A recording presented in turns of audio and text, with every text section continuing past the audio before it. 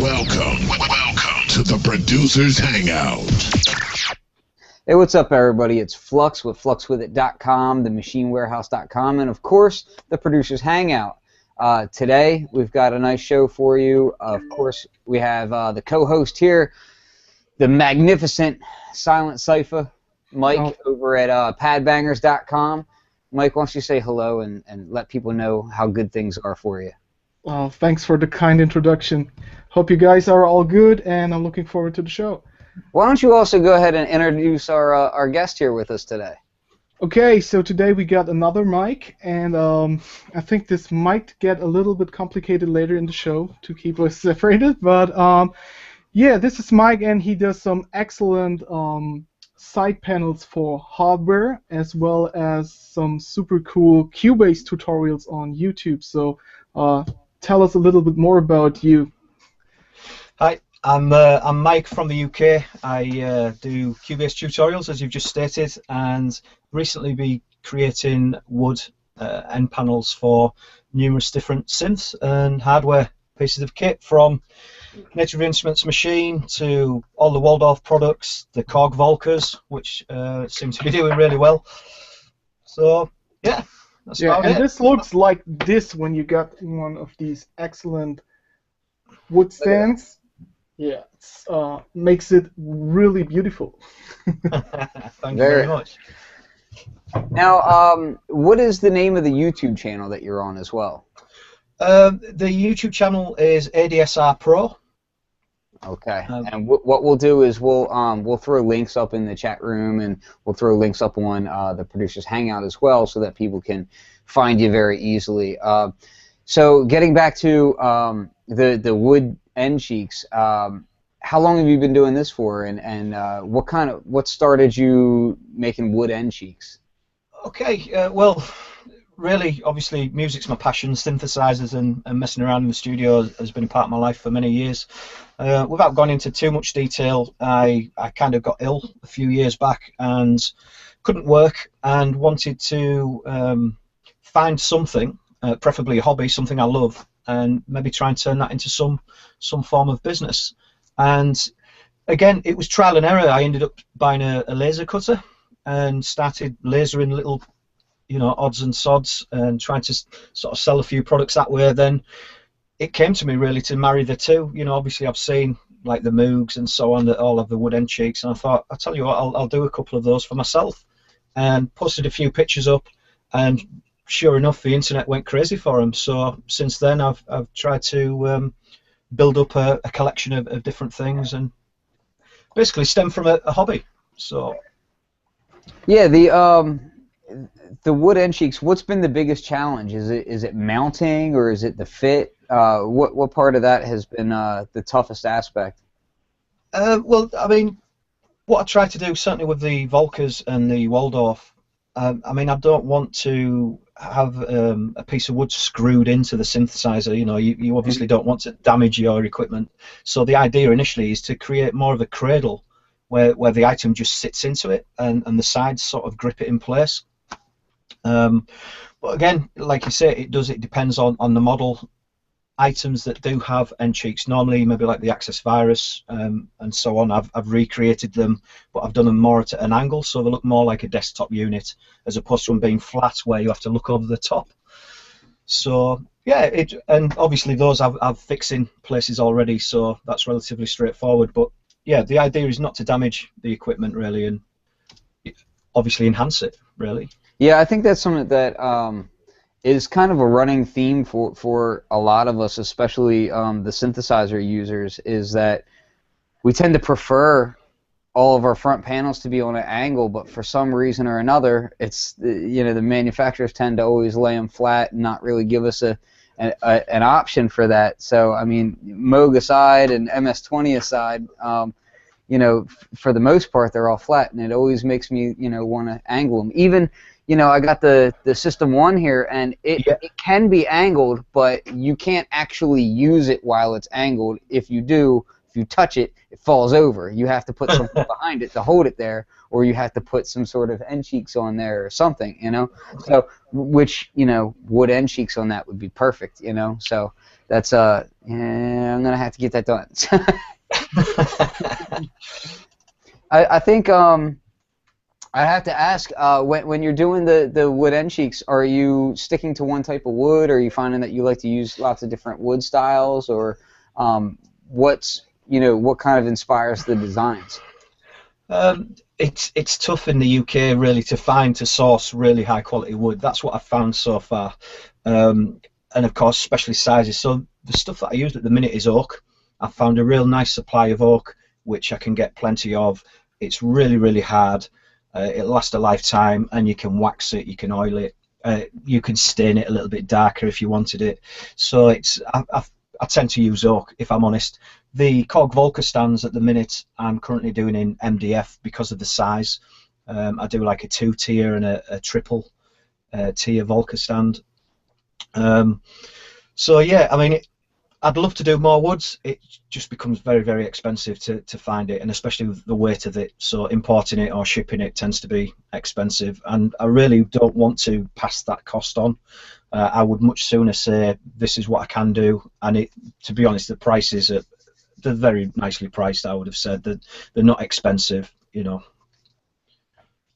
Yeah, it's definitely something that enhances usability, though, you know, for these synthesizers and whatnot.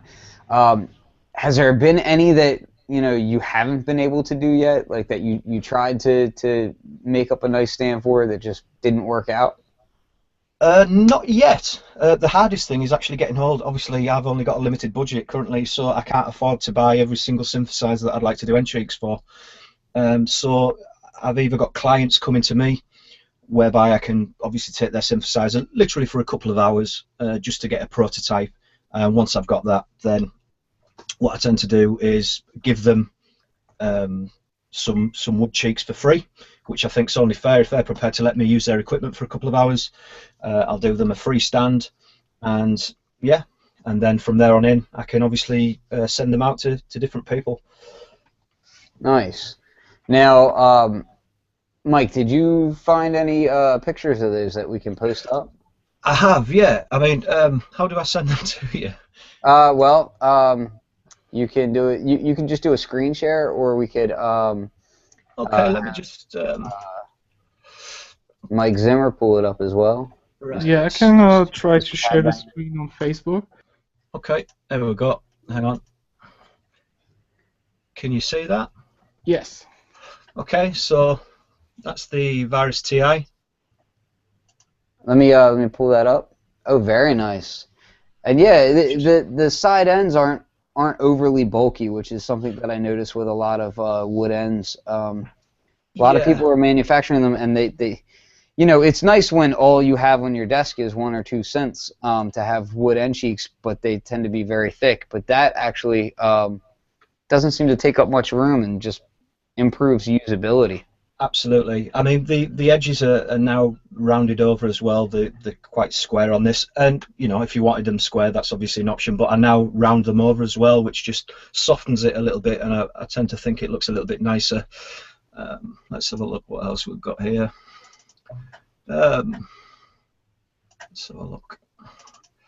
Those were the individual Korg Volcas. Oh, very nice. I mean, for a little synth, again, that I don't use these screws now. I use the fixings that are on Mike's Waldorf. Let's have a quick look. We've got all sorts here. The Volca ones you said they've been doing quite well for you. Yeah. And yeah, oh, look at the rocket one. That's cool. So that's actually elm. I managed to get a bit of elm wood, so it's slightly different to the yoke. It's got quite a nice grain in it. But you can see there, you can two different angles. You can have them at 30 or 60 degrees, depending on your workspace. Very cool. Which is kind of nice. And the Volcas, let's have a look. There's a 2-tier. Oh, nice.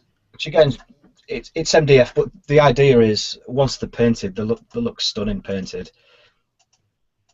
But you can see it's a cradle where they're just sitting.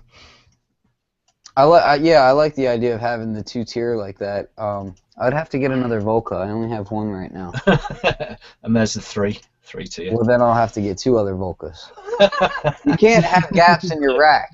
I know. Unfortunately, I only had one at the time. I've now got two. I've just bought the Volca sample, which is, for the price point, is absolutely stunning. And there's the machine. That's at a friend's studio. Very nice. I know you said you had a machine, wooden end panels. But like you said, I tend to do them. Just too bulky for me to continue using. I just, I had worked up a pretty elaborate design, and I ended up not liking it just because it was too bulky. That's the Novation Nova. You can see there it's rounded over. It just softens it a little bit. I find it looks a little bit nicer. Obviously, that's missing its internal components. It just has a very hollow sound. yeah. Yeah. So yeah, it's where can people purchase these from? Where can they get in touch with you to contact you and get a hold of some custom wood ends? I'm currently on eBay under Mass Force Records. I do have a group on Facebook called Synths and Wood, and yeah, I've just started. Is it Reverb.com as well? I've just started listing a few on there, and that's pretty much it, really. Excellent. The other thing I wanted to talk to you about was the Cubase tutorials that you've been doing. The Cubase tutorials, how did they come about, and how long have you been doing them? Do you have quite a few up?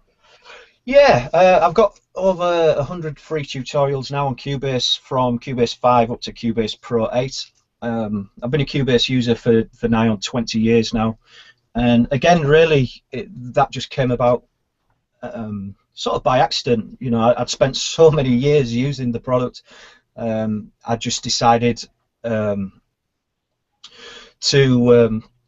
just put a few tutorials up just to see if I got any interest. Because I wanted to share really my knowledge, because I knew there was a few people out there that were constantly asking me. So, and again, it came about by accident. Put a few up, started getting loads of hits. I've now got over 1,500 subscribers to my channel, and yeah, it's doing well. Now the Cubase tutorials, has there been an aspect of it that maybe you're finding is the more difficult part of it? Like, what part of doing those tutorials is more teaching you, and then you're passing on the knowledge than anything? In what sense? Sorry, can you? So like. I know that, like, I do quite a few machine tutorials and Okay. teach classes and whatnot on machine, and I find that when I dive into certain aspects of machine, I find myself learning as well as teaching back. So I'll get a lot of questions about compatibility between different DAWs and machine, or maybe like in-depth MIDI questions, things of that nature. Is there anything particular on Cubase that tends to surprise you, or maybe like you find yourself needing to dive in a bit deeper? Yeah, again, I obviously thought we were using it for the amount of time that I did, that I kind of pretty much knew everything, but it turns out I really don't. It's just a case of, I mean, yourself, maybe from using machine, that you use it the way that's beneficial to you, and of course, the sub-menus or the other bits that you don't necessarily need, you don't even dive into. What's the point? So again, yeah, I've definitely found that with Cubase as well.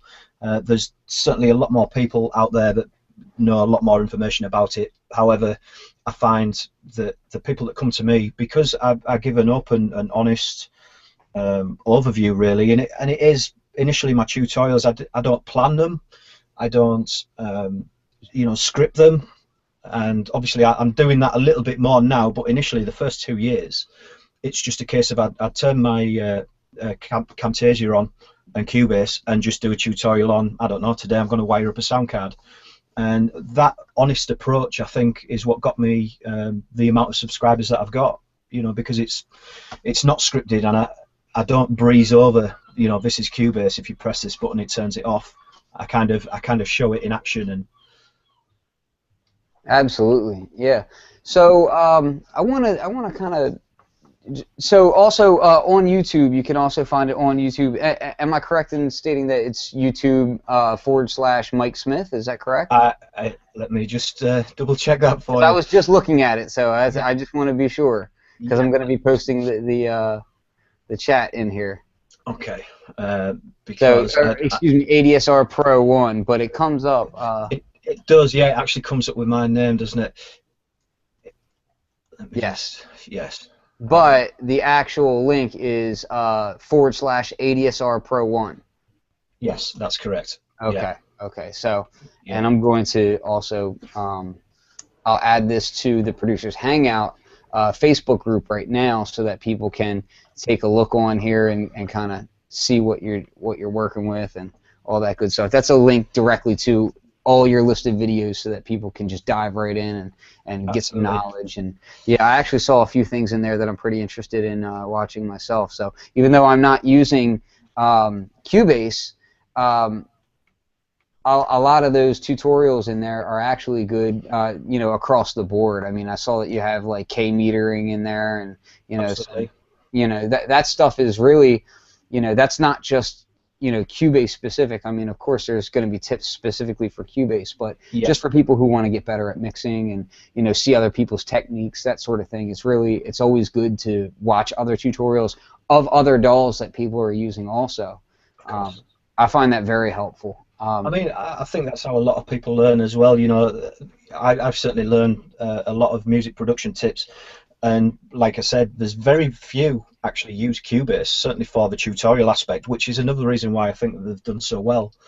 So yeah, it is good, but like you say, you pick up tips from everywhere, especially the likes of K metering. I've just started using some of the UAD plugins as well, and so yeah, it is not necessarily DAW specific, a lot of it, but there is a core amount of Cubase tutorials as well. So let me ask some more specific questions about your workflow. I see that you have a bass guitar hanging behind you. Is that your primary instrument, or? Absolutely not. It's more decorative. It's more decorative. Originally I started off playing guitar many years ago and did the whole band thing and did a bit of singing and drums and you name it. But I always kind of really wanted to just do it by myself, just because getting 4 people in a room was always such a chore. Want to turn up drunk, want to be with his girlfriend, and that kind of scenario. So started DJing again, one-man operation, and that's what really got me into sort of electronic music. Again, did that for 20 years, and amongst that, obviously the next progressive step was into music production. So yeah, that's what got me into it, really. Excellent. Yeah, so Mike, I wanted to see if you could maybe pull up that link that I had showed you earlier, and maybe we could kind of talk about that for a second. What link again? I'll pull it up. I have it up right here. So let me screen share this for a second. So this was about a Wi-Fi remote finger, lets you control your iPad with your feet. Now let me see if I can screen share here for a second, and let me pull this up. Here we go, and we'll do it like this. Oh boy! Wow! So here we are. There we go. So yeah, so this I thought was pretty interesting. It's basically a remote that you attach to your iPad, and then using your feet, you can trigger different events from your feet. And I just thought it was interesting that not just for guitar pedal apps like this, but I was thinking of, you could really set this up for just about any keyboard and be triggering notes with your feet, and use it like a keyboardist would for bass pedals. I just thought that was kind of interesting. I haven't seen that kind of approach before, and just wondering what you guys' thoughts on that was. I think Mike? It looks really nice. I don't know about the technique behind it. I didn't read much about it, but yeah, it looks really interesting. I think it's like the same technique they used with those suction mount knobs for the iPad screen to place the cables on it. And yeah, looks like an interesting idea for sure. Now you were talking about you would think that you would just do this as MIDI to to aspects of the app. We were talking about this earlier, and over like Bluetooth, and I kind of agree with that, but at the same time, like I could see uses where maybe MIDI wouldn't necessarily work for this as well. Something like that, I could just see it, being pretty interesting. You could even just put it all around the screen, maybe, and do something like, what was that robot synth? Bebop. Use it on something like that, and just have it like controlling different pitches all across your screen by touching in different areas, things like that. Just kind of randomly stick it around. It would be nice if. It'd be nice if you weren't just limited to 4, like if you could do like almost the whole screen and they didn't take up, so like they seem like they're kind of big cables to stick off the end of that. Like if they were just really small cups and you could just pop them on there and then trigger it off that way, that'd be really interesting. So I was just wondering, have you guys seen any similar things like that? I certainly haven't. It's it's a tough one. It's not necessarily something I would use, but again, that's just my point of view. I don't know. It's a strange concept. I often wonder sometimes are people kind of I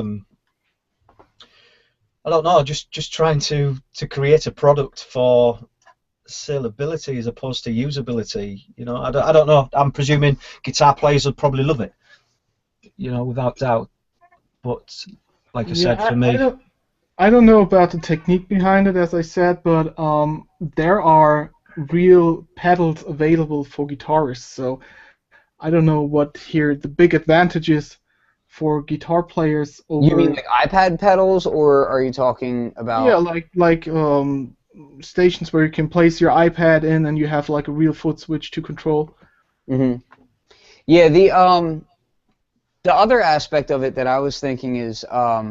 They have it kind of specifically for a guitar application like that, which to me is like you said, there's already applications out there for that.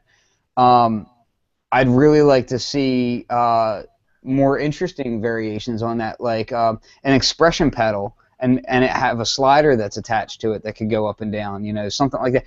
The reason I find it interesting is because I've had things like the Leap Motion controller, which is you can use your hands in different ways. And what I've kind of discovered from all these alternative methods is I don't like any of them. I don't like anything that involves me having to use my hands that's not twisting a knob or playing the keyboard or playing pads, whatever. Like, if I'm going to use my hands, it's going to be tactile feedback right away. It's going to be that. Absolutely. But there's a lot of controlling that I would like to do that I don't want to do with my hands, but it's not going to be me doing this or this or this in the air. It's going to be with my feet. That's the other thing that I can dynamically control well. It's not going to be my head. I'm not going to be head banging during the show like that. So I could see like expression pedals. The closest thing that comes to mind to me would be the Keith McMillan Soft Step, which looks really interesting because you've got dynamic axis control with your feet over each aspect of it, which I really like.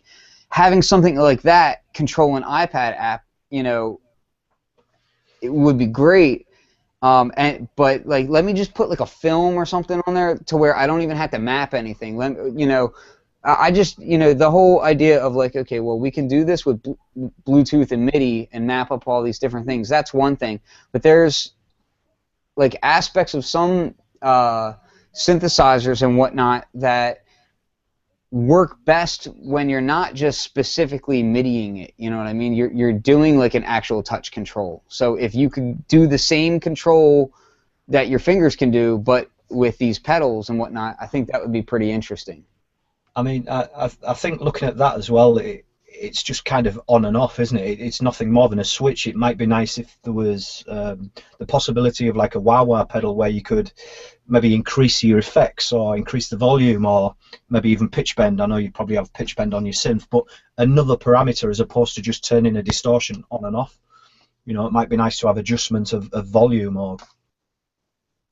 Yeah, I think that the whole method of like alternative inputs, I think is really interesting. What I want to see is more intelligent usage of these alternative inputs in a traditional setting. So a lot of there's some wonderful people doing things with alternative inputs in non-traditional settings, but I want to see them more like, okay, if you're sitting at a keyboard or if you're playing guitar or whatever, you know, let's think about what we have left, you know? Yeah. So I know that there's some people working more and more on these alpha and beta wave controllers that are using your brain waves to control different things. Now, I haven't tried any of those yet. I can remember like old video games that did that stuff, but nothing accurately. So I'm really interested to see where that technology is in another, you know, 5-10 years, whatever. Honestly, I don't know how far along it is right now, so I can't say. But I would really like to see more controls where we can actually handle these things without, you know, these non-precise movements, you know. So, and I think in about 5 years we won't really worry about external controls for the iPad or tablet computers in general. I think now Apple, I think I read they are going to implement the force feedback function from the latest MacBook Pros to the iPad. So yeah, I had a feeling that would happen. yeah, so that's the first step. So at least you now can program Aftertouch for your synths. And so the next step is logically like a tactile feedback or a local feedback wherever you touch. So I don't think a lot of these controllers have no use anymore when you can play a surface like a real instrument, like pressing some keys or stuff like that. Yeah, so, you know, I just think, you know, that there's a lot of room for, especially on touch surface displays, there's a lot of room for like these kind of odd things. I mean, they had those suction cup knobs and things like that, but none of that stuff really fully did it for me, mainly because of the latency between what you're doing. Now, iPad's pretty good as far as round-trip latency, and, you know, things like guitar pedals, that's not going to matter because it's just a simple switch. But when you get into things where you're doing things like finger drumming or you need minute control and it's timing dependent, that's when things get really hairy as far as a touchscreen device.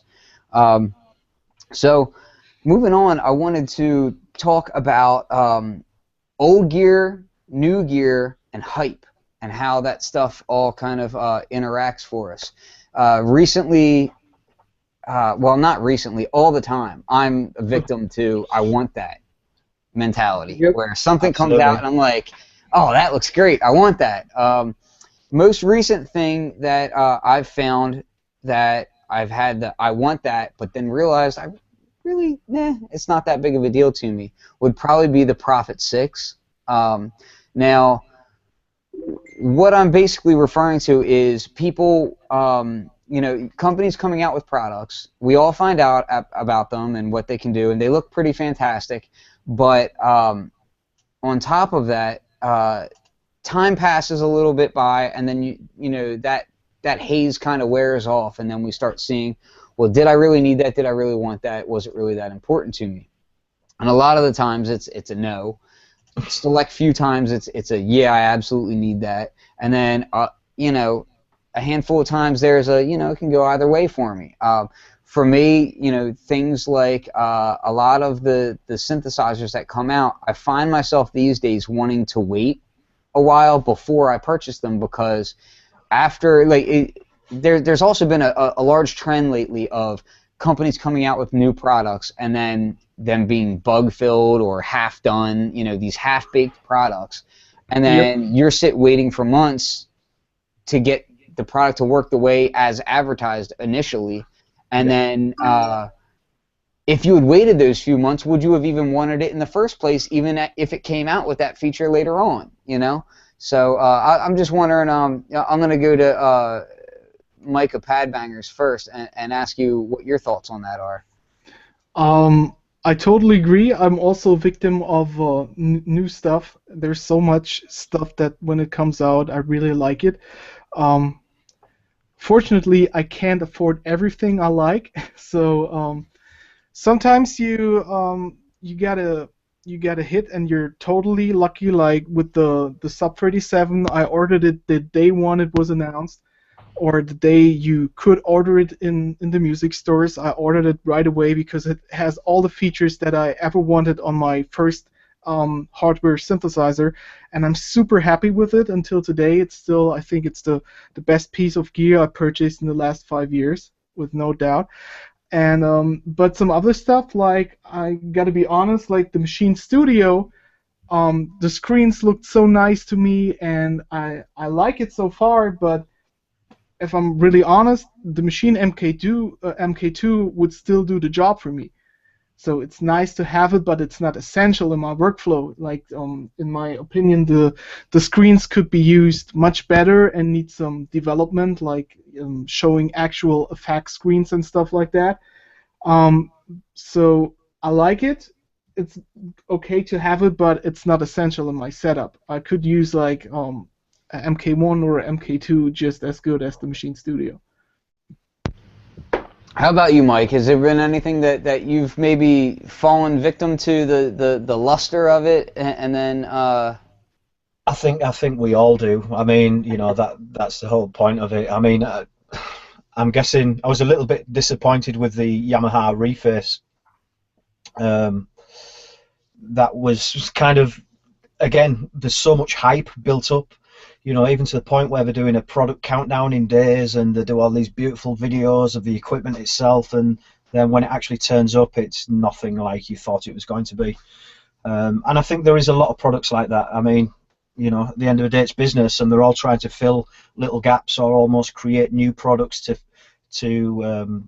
fill a need that probably doesn't really exist, you know, at the end of the day. But as far as falling prey to it, I'm actually waiting. It'll be here tomorrow for the BeatStep Pro. I can see you've got a BeatStep there. Have I really got a need for it, or not really? You know, but like I said to you earlier, I kind of want to think outside the box a little bit and maybe step away from the door a little bit. So I was kind of wanting the BeatStep Pro to be the center of what I want to do. So I'm going to use it. Whether I could have, you know, done without it and bought something else, possibly, but we'll wait and see. The jury's still out there. So you're going to use this little external sequencer and all. I say spend the money, get the $1,700 Circlon, and be done with it. It's the thing is, that's just one piece. By buying that, I've kind of opened the doors to saying, right, well, if I've got that, I need this and this and this. So yeah, the floodgates are fully open at the minute. Yeah, and that's kind of where I'm at too. I'm kind of hoping to have one in here soon as well. And yeah, for me, it's an ongoing battle, but I have a love for used gear, and used gear to me is, I really like, for one, I like being thrifty. I like getting a good deal on a piece of gear, whether it's new or whether it's used. I just, I enjoy that aspect of knowing, okay, well, I got this for a really good deal. Yeah. But when it comes down to used gear, a lot of the times I still catch myself going back, and I pulled this out so I can show it. I've got like old magazines from back when I was first getting really into digital gear and a lot of this stuff. This is a Future Music from 1998, and wow. I find myself going back and looking at a lot of the stuff like, oh, I still find myself wanting this piece of gear. And then I'll go and I'll get that piece of gear because, it's not about hype at that point. At that point, it's about you're just a dirty gear slut and you want it and you're going to get it. So, but I find myself like, before I buy a new piece of gear these days, I ask myself, is there a used piece of gear that I still want, either A, more, or B, that can do the same job? because a lot of the times the older gear already has all the flaws worked out in it, or if there's still flaws in it, they're widely documented and you can find that out rather quickly. Whereas a lot of the newer gear, either A, the flaws are being covered up, or B, it's a, just wait a few more months and we'll get it to you, or C, people don't even know yet what the flaws are, So I find a lot of the times that, I found myself, like right now I'm very much, I'm not going to use the term need, I'm going to use the term want, really wanting a very nice polysynth. And I'm like cooling my jets as much as possible, just saying, no, you need to wait. There's a lot that I'm looking at that everything from, Prophet '08 and older to some of the newer stuff that's out now. But I find myself, I start researching a little bit and I'm like, well, there's a pattern of software in these things not being done up to snuff. So I'm not wanting to be on the bleeding edge for it. I'm rather kind of waiting. I'm looking at things like when I see Electron has their Overbridge out now, which is the Analog 4 has been out for how long now, and Overbridge is like kind of a new feature for that. So to me, it's like, okay, they've had time to flesh out a lot of the bugs. The bugs that are there are well documented, and there's this new feature set that makes me like a little bit giddy. So that might end up being something that I go after. Whereas something like a Pro 6 or Pro 2 or whatever, I might kind of hold off on for now because there's a history of, bugs that have been in previous gear that haven't been fixed. And I'm kind of like, I don't want to fall victim to that brand new syndrome, Yeah, that's true. Also, with the Sub 37, it was announced with the VST editor, and this editor is still not done until today. So they promise features, and then they say, okay, but you have to wait about maybe 1 year, maybe 2 years. We will get it to you as soon as we can, but yeah, I think that's kind of list meeting the customers a little bit. And also what I want to add to this topic is I really like to trade gear.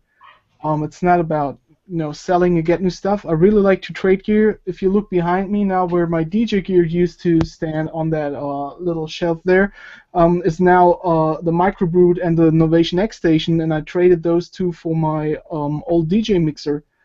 And that's also a way that I really like to get new gear, because you don't have the feeling that you lose money with it. You don't spend a single, or you spend a little bit on top while giving away something you maybe don't use or haven't used in a while. So that's also a good feeling of not to feel like, oh, I spent another 200 or 300 bucks here and there. So yeah, that's what I like to do. Excellent. Yeah, and that's kind of the the thing that I'm looking at now is I'm getting rid of a little bit of my modular gear in exchange for some other modular gear and some pieces of hardware, and trading with people is a great way of kind of experiencing gear without feeling that gear pain. Yeah. So, and especially if you have a tight-knit community of people that you know and trust, you can kind of trade back and forth between, not really losing any value for anything that you're doing, and still kind of get that same response, or find new workflows and that sort of thing. So, pretty cool. Also, if you do trades and you meet with people in personal, you get to know really interesting people. The guy I traded my mixer with, he's a DJ and he's really into electronic music. He's from the local area, and we talk a lot on Facebook. We see each other from time to time, talk about gear, so that's also a great new connection. Mm-hmm. Absolutely. All right, guys. Well, listen, I think we'll kind of end the show here. It was a good show. So I want to say thanks to Mike for coming by and telling us about his wood end cheeks, and definitely keep an eye out for that. Was there an eBay name or link that we can share in the show notes? Yeah, I'll just send that link across to you now. Yeah, okay, excellent. So what we'll do is we'll post that in the show notes as well, so that if you'd like to get some wood end cheeks, if there's something that you'd like to have made, and you've got the opportunity to do it, you can certainly talk to Mike about it as well and go from there. Absolutely. And Silent Cypher of padbangers.com. Anything you wanted to talk about before we head out? Yeah, I just released a new review of Splice Sounds on my channel. You can go to YouTube/C/padbangers and check that out.